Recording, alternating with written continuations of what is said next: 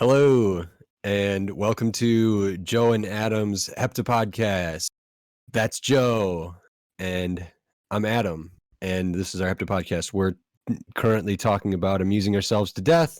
This is the 9th or 10th episode because we've combined 3 and 4 of our show discussing this one particular book, and we're just continuing on with chapter 10.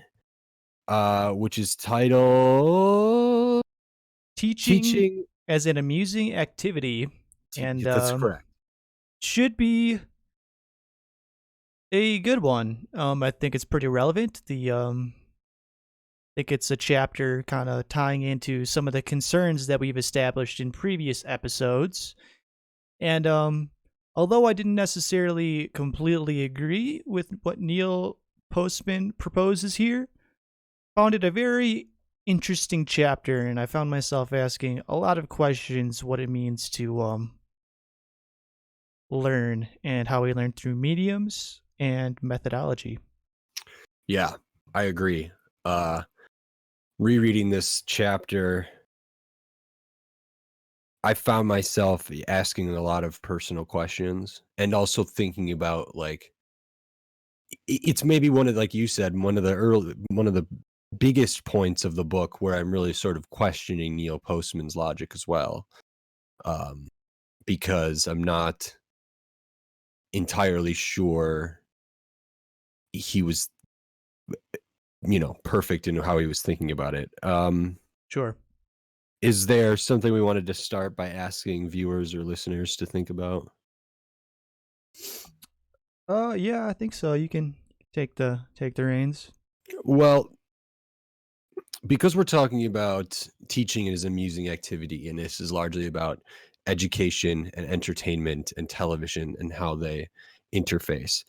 The thing that I started asking is this concept that you might get in interviews or on applications or just in personality tests or whatever when they ask how do you learn? I've been asked this in interviews. What's the best way to learn for you?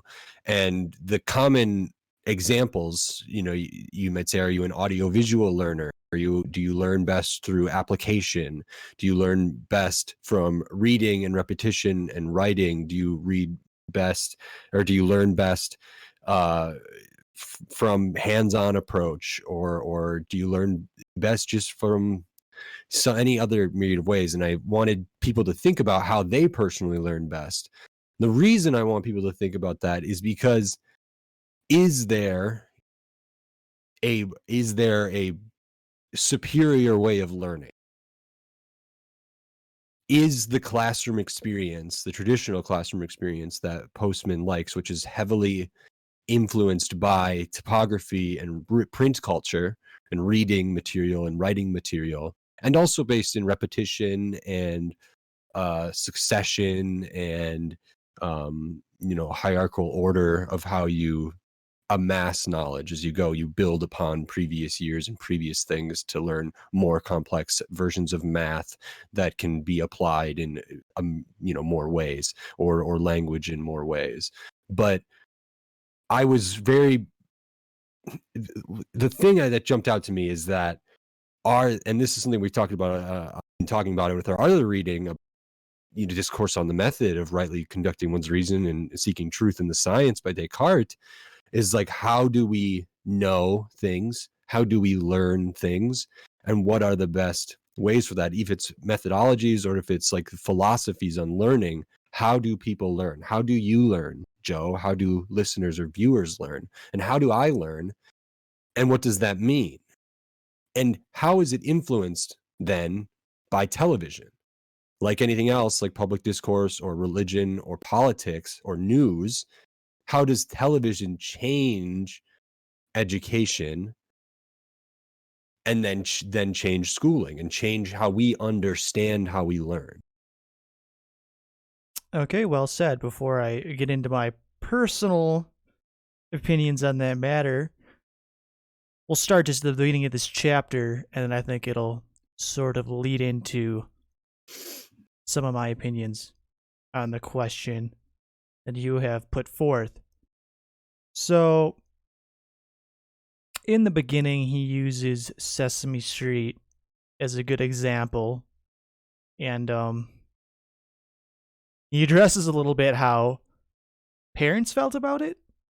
Um, I think maybe they were perhaps relieved of their teaching duties that this gave them more time. Oh, they can just watch television, and then it also kind of just bypassed the controversy of you having to reprimand your kids for just sitting in front of a screen for very lengthy periods of time, and overall provided just a justification for watching television, whether it is truly justified or not. I don't know. Like you have put forth in your question, how much can we truly, I guess, learn from interacting with a screen? Well, not even interacting, from watching a screen.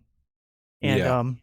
this kind of leads into, a large paragraph here where Neil Postman tries to give a stark contrast between the elements of the traditional classroom learning experience versus learning from a television screen. And obviously, given the nature of Postman's writing style, he gives a long list here, putting forth propositions of how the classroom experience is more or less superior in every way. Yeah. Do you want to like bounce back and forth? Like you'll say one and then I'll say one, but we're not going to read them. You can just compare them. Like, for example, I would say the first one he says classroom is a place of social interaction, television set is private. Okay. um, we're in the classroom. A teacher can ask a question, and you cannot ask anything of a television screen. School is centered on development of language, but television uses images.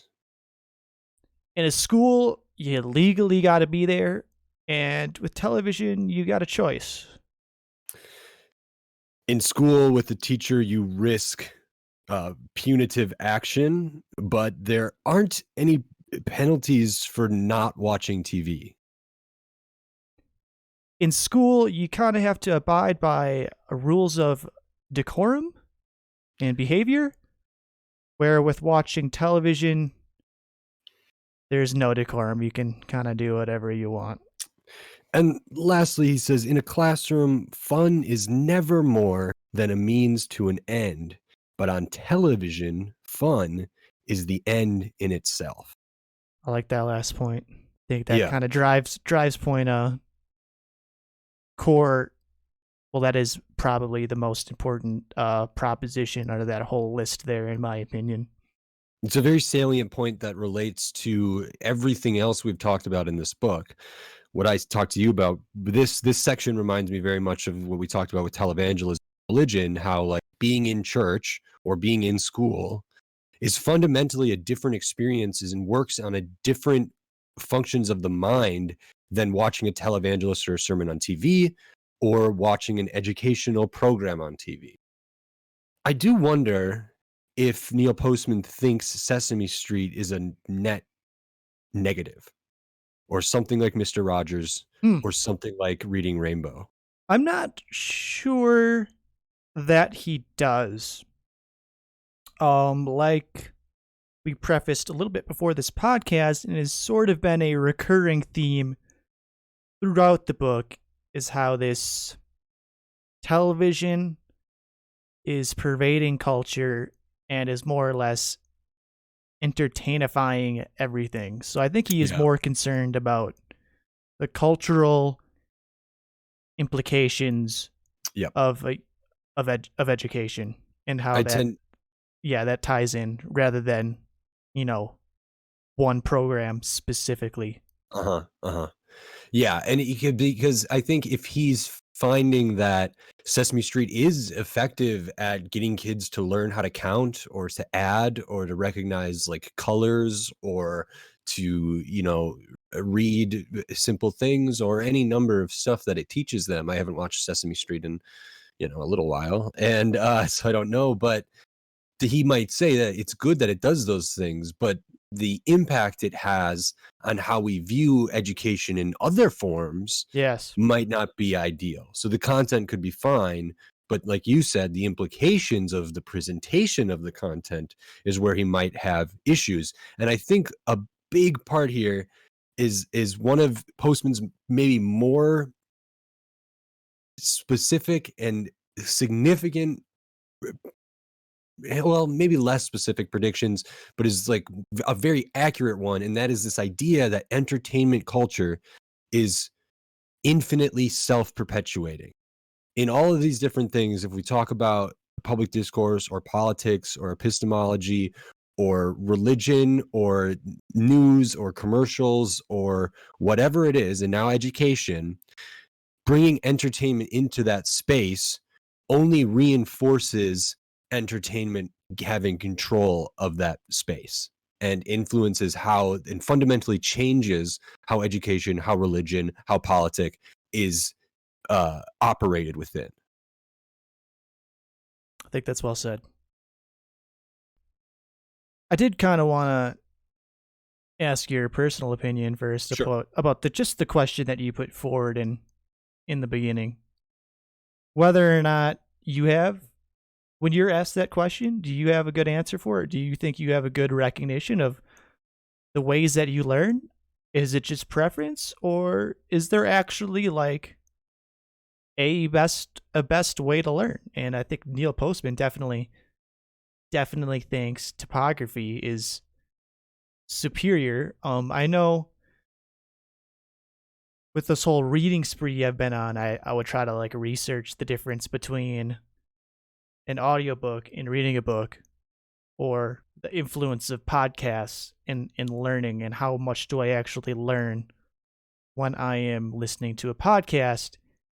And I wasn't curious for a matter of preference. I was just curious on like an empirical level.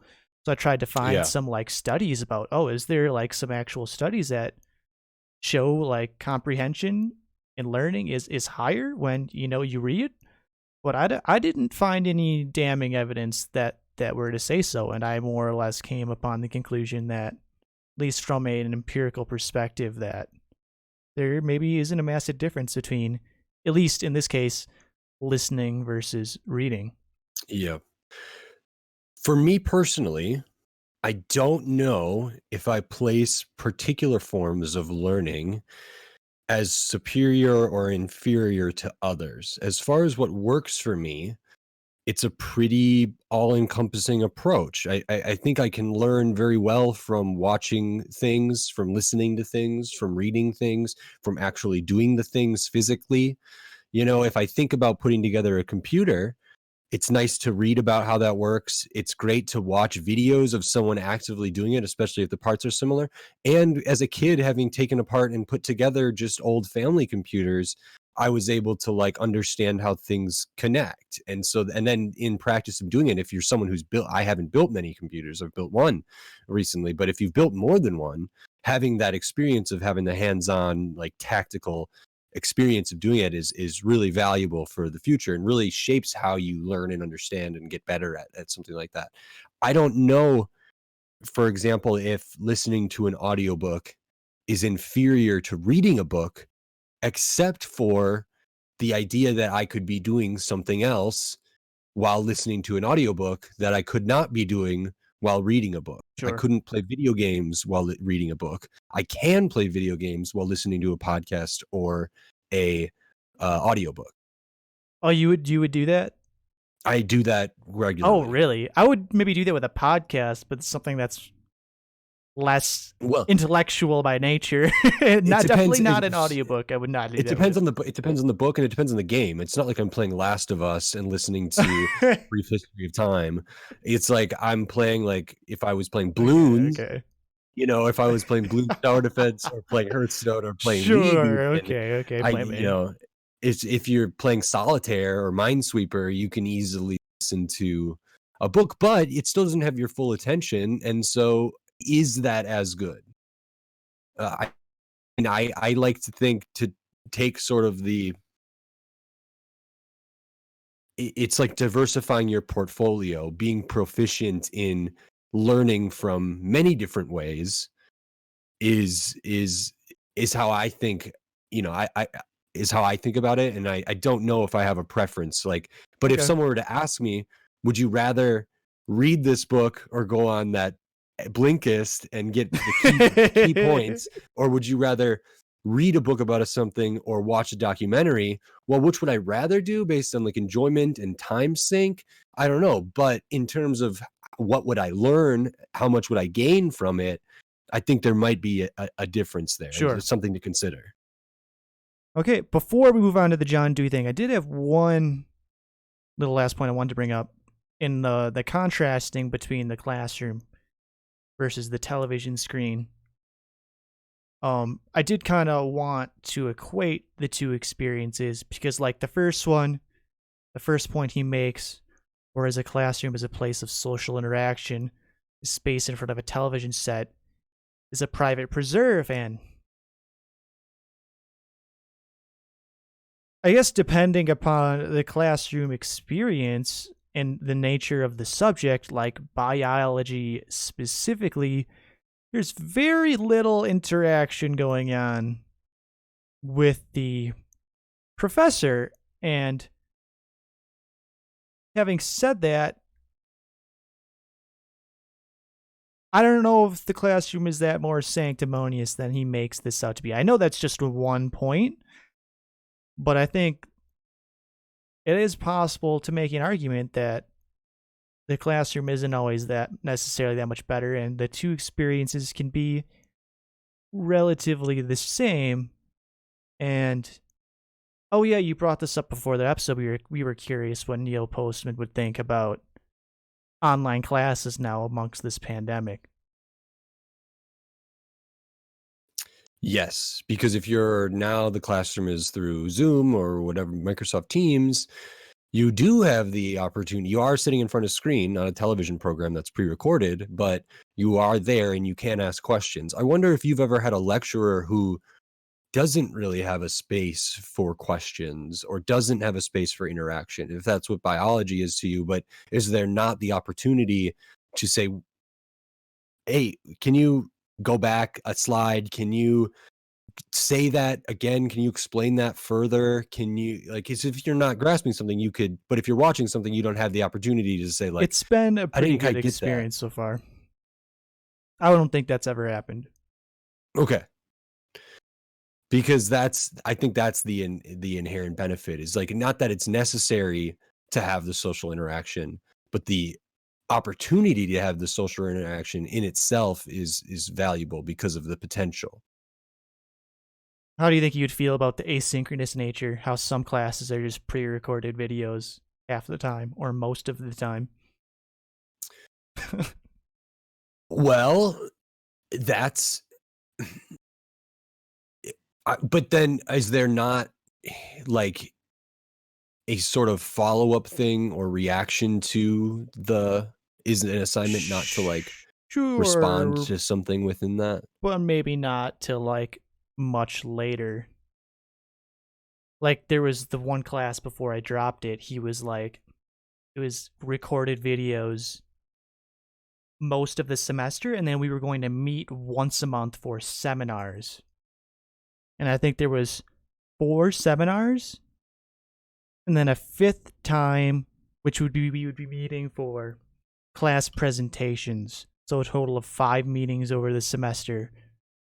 And I was pretty salty because I was specifically taking philosophy because I wanted that rigorous participation and discussion. And then then I dropped it and I went for the other philosophy class that doesn't even apply to my degree. Hmm. Yeah, I mean, having, like, pre-recorded lectures is closer to watching a television show that's supposed to be entertaining, um, although it doesn't have ads normally, and it is for not for everybody, it's just for the class, and it's, I don't I think its intention is slightly different, but as far as the experience itself and what it means about learning, I think it's functionally somewhat similar. Okay. I wouldn't like that very much. Yeah, me neither, man. But all right, let's move on. Getting a little bit long-winded here. Let's move into a bit of John Dewey. Um, Please. like I prefaced before, I was happy to see that he brought up things like Plato, because that's where we get the word academia from. And then he moves into, talking about, or he references John Locke and topography, how that changed after Plato. And then to television, where he mentions Marshall and McLuhan. And I thought the part about John Dewey was particularly interesting because it's very relevant to my current studies in American philosophy. Like I said, my professor thinks that John Dewey is probably the most important philosopher concerning the philosophy of education since Plato, and that's a pretty robust statement. So Yeah. I'll go ahead and read this quote here. Please. We take as our guide here John Dewey's observation that the content of a lesson is the least important thing about learning. As he wrote in Experience in Education, perhaps the greatest of all pedagogical fallacies is the notion that a person learns only what he is studying at the time. Collateral learning, in the way of formation of enduring attitudes, may be and often is more important than the spelling lesson or lesson in geography or history. For these attitudes are fundamentally what count in the future. In other words, the most important thing one learns is always something about how one learns. As Dewey wrote in another place, we learn what we do. Yeah. And just for sake of whatever, the next things are television educates by teaching children to do what television viewing requires of them. And that is as precisely remote from what a classroom requires of them as reading a book is from watching a stage show. So if Dewey is trying to think about the philosophy of learning or the philosophy of education, how do you feel about his notion of collateral learning being more important, or the more important being how we learn, not necessarily the Yeah, content we're learning? I thought it was really important, and I was very easy for me to relate to it. Because when I read books, whether if I decided to not take notes on it, I've been trying to do that as more of a habit. But sometimes it's a year later, and I don't even remember like what I read in that book. And sometimes it's a few months later, and sometimes it's even possibly a few weeks, or even if I was in the middle of reading a book and I stopped and didn't come back to it for like another couple of weeks, and I pick it up and I'm like, shit, what was this last chapter about? So for me to like remember so little about the actual content of what was in the book, I don't have that sort of like encyclopedic memory to just remember facts. And I think that's kind of when I started to at least figure out for myself that's not necessarily where the learning comes from. I don't think the point is just to remember these facts. It's about, I guess, what he says about collateral learning, and we learn what we do. It's about, I don't know, putting you into these different trains of thought and embodying different positions and just really committing to them, like how we've mentioned in previous episodes about reserving your judgments until you've like read the whole thing. So Mhm. yeah, I think I agree with Dewey. It's not the content. There's a lot you can learn in just about train of thought and Mhm. about learning about how we learn and what we Well, do. and I think that's so important, and I think one of the big reasons that Postman included that is because so much about is not just television is bad because what's on television is bad. It's bad because what it does, how it operates outside of television. So how does if how we learn is the most important thing in education is learning how to learn, what does television do? What does television teach us about how to learn versus reading or writing or something else? And it, like we've talked about at length, it's all about how television influences public discourse in a vast array of mediums or industries or whatever. And I think that has to come down to probably Postman's issue, is that it's Yeah, not that television is bad or that because absolutely. what's on television is bad. It's what does television do if education is now, if we're now teaching people through television how to learn, what does that mean for education as a, sort of cornerstone of society? How does that change the classroom? Because if we can't bring the classroom to the television, then we almost have to bring the television taught style of learning to the classroom. And then what does that mean? And I think he's arguing, and I might tend to agree, that the prospects of that are not, they're definitely not superior. I'd argue that For sure. they're inferior. And what it does is fundamentally change how teachers operate, how kids understand what's expected of them, and their attainability, their ability to attain certain things and actually learn. I, which is to say, and I boil it down, if television if entertainment is teaching how to learn, what has it taught us? Which is what that continues. It has taught us to do what television viewing requires, which, as we've talked, it doesn't require uh, Much of anything. much of anything. You know, Sedentary, staring, low levels of interaction, and use of purposefully, images and no topography, generally speaking. and it's also purposefully disjointed. It's not coherent. It's not like linear. If we're looking at Now This or Peekaboo World, it's purposefully, Oh yeah, separate things where there's no we do need contextualization. to distinguish between television specifically and videography.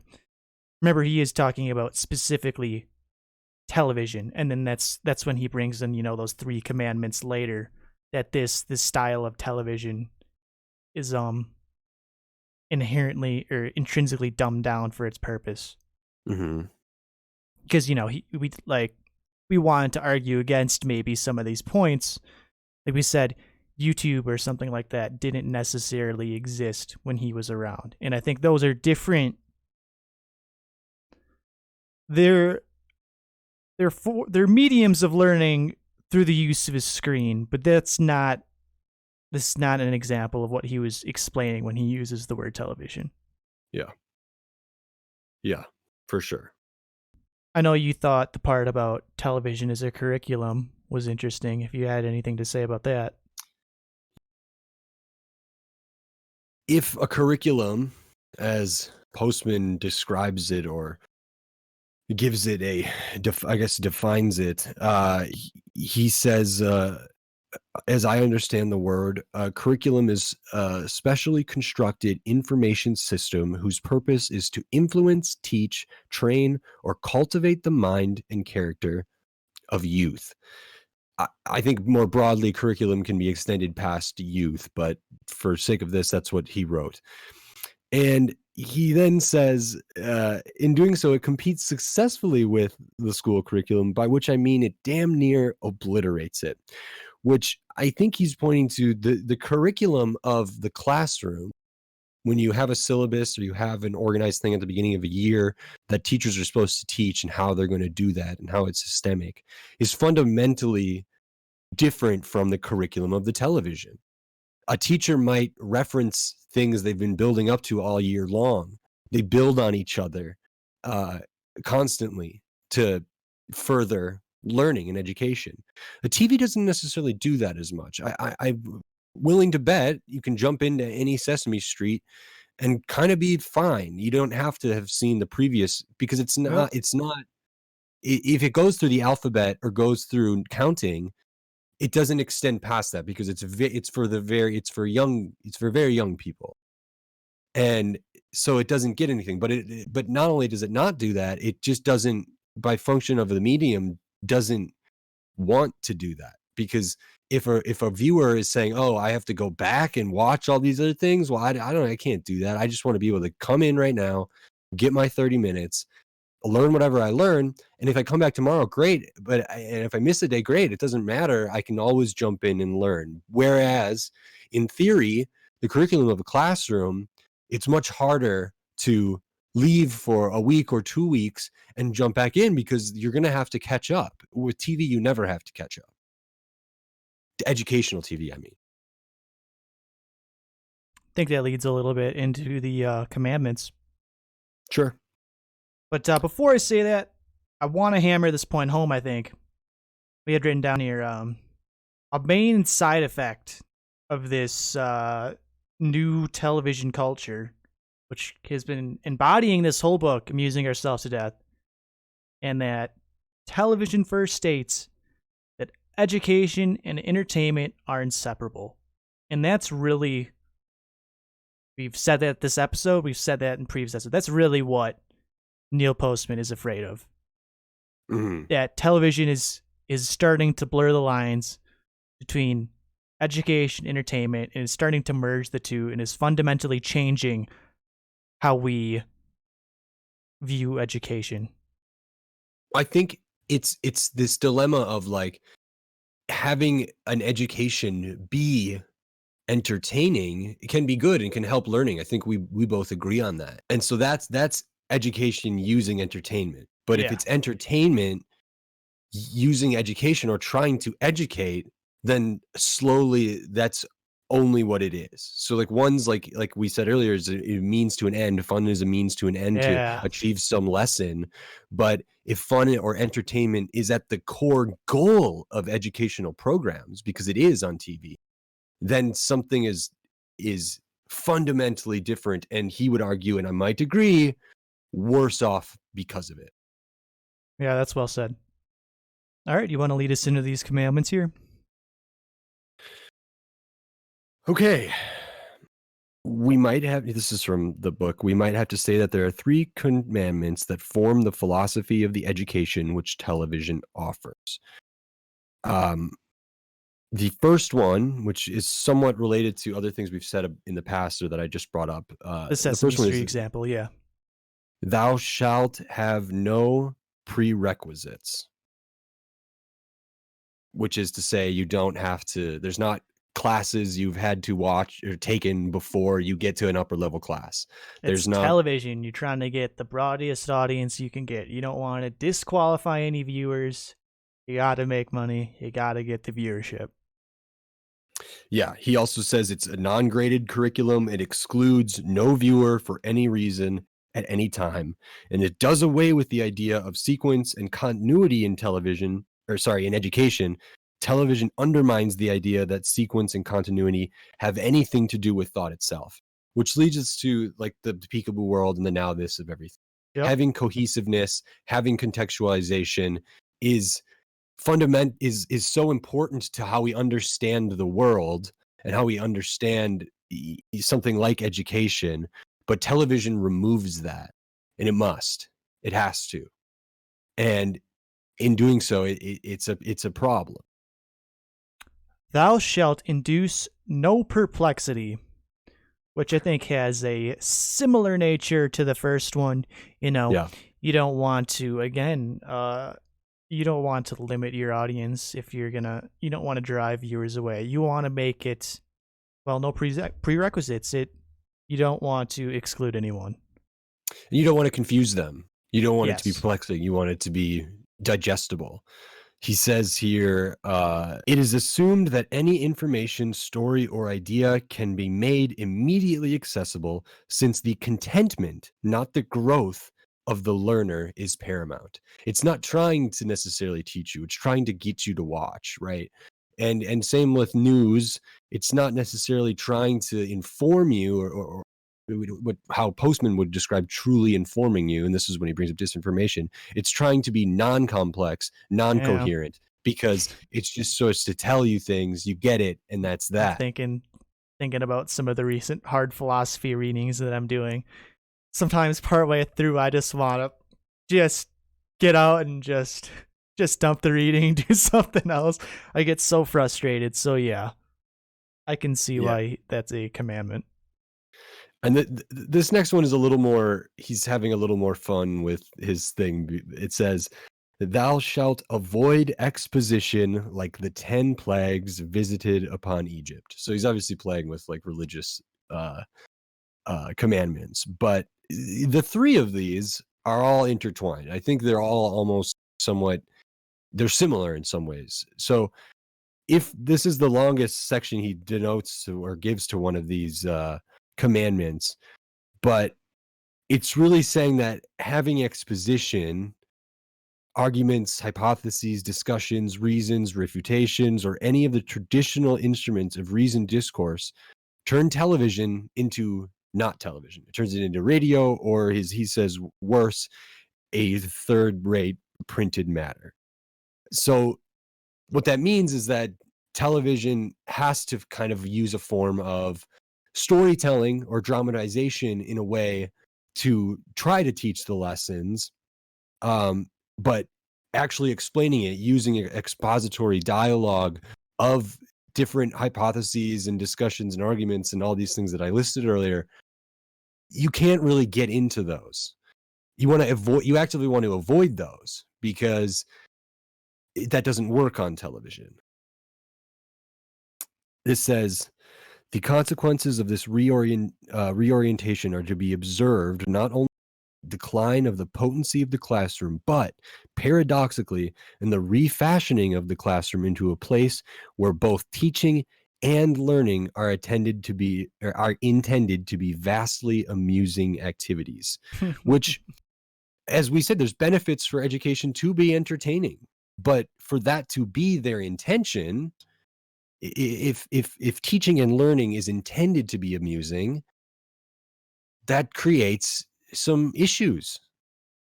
I mean, because what I really try to impart on people, especially people I work with, is that like school didn't prepare them for the real world or the real world applications of this. And I like school. I like to learn.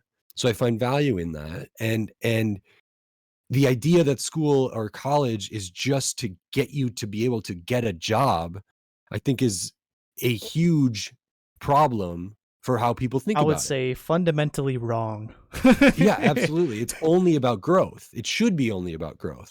But now if it's intended to get you a job, well, that changes what the education is like. If it's intended to be entertainment, that changes what the education is like. And it's really, we're losing Yeah, this that's a good concept. parallel. We're losing the concept of education being what it's supposed to be, educating, learning. I don't know a simpler word to break it down as, but it's just been so changed in practice that education means something totally different than I think what it was meant to mean. That's kind of sad. Yeah. Well, one of the few points of this book where we're like, oh boy. Yeah. um, so he gets into now this thing, which I have never heard of. The voyage Yeah, of I mean, the Mimi. he spends a good amount of time with this voyage of Mimi example. It's like the last like 5 pages here, and I don't know if it was all that effective for me and getting his point across, but I'll see what you think here. So, did you want to explain what it was? I guess if you could, Okay. or at least the structure. Yes. So it was a television series. At the time, I think it was in the 80s. It was constructed with the U.S. Department of Education, the Bank Street College of Education, and PBS, the Public Broadcasting System, and it was supposed to be a sort of science and math and maybe engineering sort of project that worked in a multimedia fashion. I believe if I remember correctly, it was about kids on a science expedition to observe whales Yeah, along with scientists and a sea captain. And correct me if I'm wrong, but those were fictional correct. They were like dramatizations. 15-minute fictional stories segments, and then they were And preceded by a closer to documentary style of right. how some of those concepts directly apply to actual life. And then it's also accompanied by a series of books and computer exercises that pick up. Worksheets, stuff like that. Yeah. Yes. And so the main things that emerge from the storyline are map and navigational skills, whales and their environment, ecological systems, and computer literacy. And he spends so much time talking about this because I think he looked at it like we had that there was the program about like nuclear proliferation or all these people talking about like Carl Sagan or whatever in an earlier chapter. It was supposed to be this like great thing that was, but then he explains why it didn't work in the way that they thought it was going to work because the medium doesn't allow for it to work that way. I think he's saying that the voyage of Mimi was intended to be like what educational The new gold standard.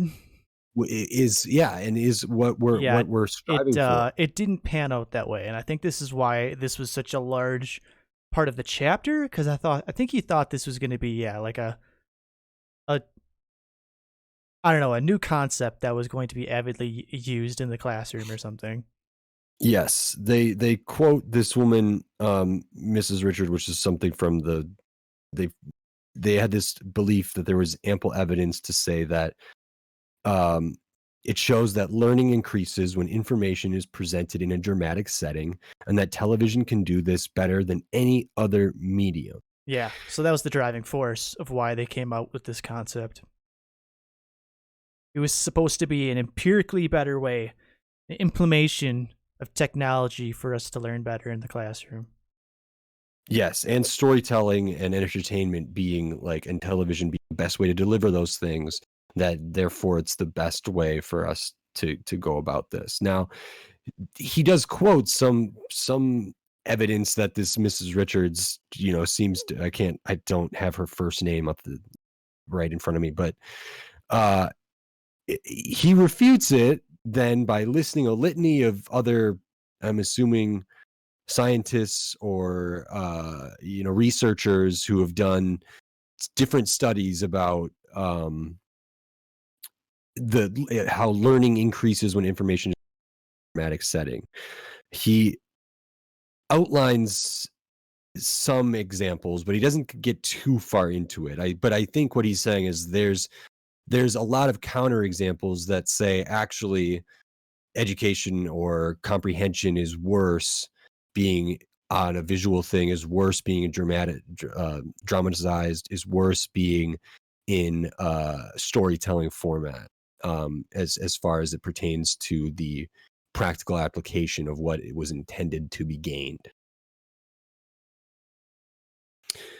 And so just some of them, like this, Stern reported that 51% of viewers could not recall a single item of news a few minutes after viewing a news program on television. Katz et al. Found that 21% of television viewers could not recall any news items within 1 hour of broadcast. And the the reason, I think, and this is now quoting Solomon, it says the meanings secured from television are more likely to be segmented, concrete, and less inferential. And those secured from reading have a higher likelihood of being better tied to one's stored knowledge, and thus more likely to be inferential. We get to this point where I think you brought this up earlier. If we're talking about cultivating this higher order of inferential thinking, I think he's really trying to use these studies, which I'm not familiar with all of them or what the I'm not empirical process completely was. buying into it. I don't, I have mixed feeling about him citing these studies. I know for me personally, I would probably remember better if I was to read something rather than just listen. Like if you're reading a quote to me from this book, for example, I would much rather have you point me to where it is in the page and I can read along too, because it's easier that way than just straight listening. Maybe that's because there's more of the senses implemented into that as opposed to strictly auditory. At least that's how I like to think about it. But Yeah. having said that, yeah, I don't know. He's trying to like make an empirical case for the superiority of typographic learning. Mhm. And I guess he's got these studies referenced here to back it up. Maybe. I can't I don't know. I mean, concretely, like, say yeah, anything. sure. I mean, take it what you will. I'm not sold on it, but maybe. Yeah, he says, "I would suggest that the voyage of the Mimi was conceived by someone's asking the question, 'What is television good for?' Not, 'What is education good for?'" And I think this is just it's repeating these points about, like, how we learn, how does television Yep. influence what these things, what is television good at delivering, what is it bad at delivering, and what is education supposed to deliver, and what works and what doesn't. And I think looking at this show from that angle, I'm thinking he's drawing the conclusion that because television is good for some things that are not the same good things that our books can do or whatever else can do or classrooms can do. Television isn't good at those things, so then it favors the things that it's good at, and those are like diametrically opposed to each other. He says, but what is happening here is that the content of the school curriculum is being determined by the character of television, and even worse, that character is apparently not included as part of what is studied. You know, I think it's funny here how he mentions, where was it? 20% of information contained in a fictionalized news story. Oh, that was how much the average viewer retained. Hmm. And I don't, this is it, this is just anecdotal and I couldn't tell you where it came from, but I feel like I've heard people say when you read a book, you only retain 20% of it or something like that. Obviously, there's no scientific basis to that, but I think that's just funny that that the quote he puts there, I could equate the same thing, possibly the same thing to topography. Yeah. You know, what I think would be beneficial is after we get through sort of our summarization of this chapter and a little like concluding discussion about it, it might be worthwhile to have a follow-up talking about this and in what ways like videography differences from television, because what I'm going to read here is sort of towards the end, and it Sure, go it for it. says the voyage of Mimi, in other words, spent 3.65 million for the purpose of using media in exactly the manner that media merchants want them to be used, mindlessly and invisibly, as if media themselves have no epistemological or political agenda. And in the end, what will the students have learned? And what this is pointing to, he does then outline what they might have learned about maps or about whales or about computers from this thing. But he then talks about how like it would be absurd if he had an ad in the middle of his book, but on television we're fine with that. He says, uh, if learning is a form of entertainment, or will have learned that learning is a form of entertainment, or that anything worth learning can take the form of entertainment, they're not going to rebel if their English teacher asks them to learn the 8 parts of speech through the medium of rock music, or if their social studies teacher sings to them the facts about the War of 1812, or if their physics comes to them on cookies and t-shirts. Indeed, they will expect it, and thus they will be well prepared to receive their politics, their religion, their news, their commerce in the same delightful way, that is, by way of entertainment. And if, I mean, my the kind of conclusion of that's the last bit of this chapter. If we receive our politics, our religion, our news, our commerce, our education via entertainment, what does that mean? I often find, if let's say we watch sports, that's entertaining to people. But more and more increasingly, people are equating politics to sports, to you have your team and the other team is the opposition, and that's what it is. That's not what it is, nor should it be. But if it gets entertainified, If I, yeah, then it's different. It's totally changes what it means. And corrupts what the political process is or religious experience should be or what news or commerce Yeah, or man. education is. That It really nails it forever home. corrupts it. Like we've said ad nauseum at this point. That is, I think, specifically one of the dangers, if not the danger, that Neil Postman is concerned with. And it gets to the Huxleyan examples that we read so long ago about how they're not concerned with certain things. They don't need to buy books. Everything's provided to them. Everything's entertained for them. They have their orgies. They have their the soma or whatever, and they have their feelies and The all this orgy different thing. forgy. Yeah, they have all those things. They have their food. They have their work. They have their whatever medicine or anything they do, but they're just contented or contentment id they're placated, they're controlled through contentment. They are, and if everything's entertaining, that's what we're doing too. If education is entertaining, if entertainment is how education is in the future, that all education is just via entertainment, then we've sort of hit that Brave New World dystopia in some ways. I think I would stop you there, man, because the last chapter is the Huxleyan warning. So next episode we can pick up right there. Yeah, and we should do that soon. Any closing thoughts about this chapter 10, teaching as an amusing activity? Not particularly. I think we really kind of nailed the main points home. And when I initially read it, like I said, I didn't necessarily agree, but I thought it was very interesting. Yeah. I was asking myself lots of questions. And I don't know, now that we've talked about it through this episode here for almost an hour, and then we were talking about it beforehand before we even recorded for about an hour. And I don't know, I actually think I'm in much closer to agreement than I initially thought I was with Neil Postman. And I think we did a good job parsing through what he would say and what his concerns are and why he's writing this book, which on my initial reading, maybe I was not embodying his position quite as accurately as I thought I was. Yeah. Well, and I think as someone who's in school for you and someone who has been in school in the past, like these are interesting things to think about. As someone who values learning, it really makes me question how I learn and the entertainmification of my own learning.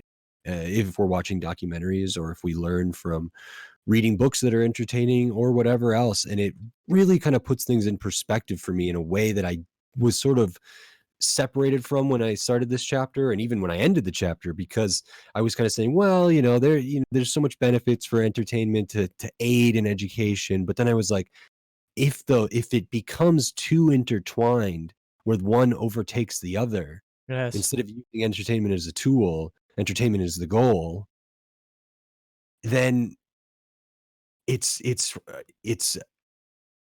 a lot more like obvious to me the issues with that. So it's a good chapter. It's a good book. I like this book. If anybody's listening to all our episodes, reading along, we're getting to the end. We're gonna have some follow-up episodes. We're gonna have some good stuff for you guys. So just keep on listening, and we're gonna keep working hard and harder and doing this because we enjoy doing it. And I've learned a tremendous amount doing it, just being able to have the discussion. Fruitful experience and a lot of fun doing this episode. A lot of fun doing each episode. So and if you're listening, thank you. And I hope we're getting better and better. I think we are. If people have suggestions, let us know, and we'll try to do better. Because just trying to learn, not necessarily trying to entertain. All right, this has been Joe and Adam's Hepta Podcast. Thank you for listening. I'm Adam. And I'm Joe. Bye.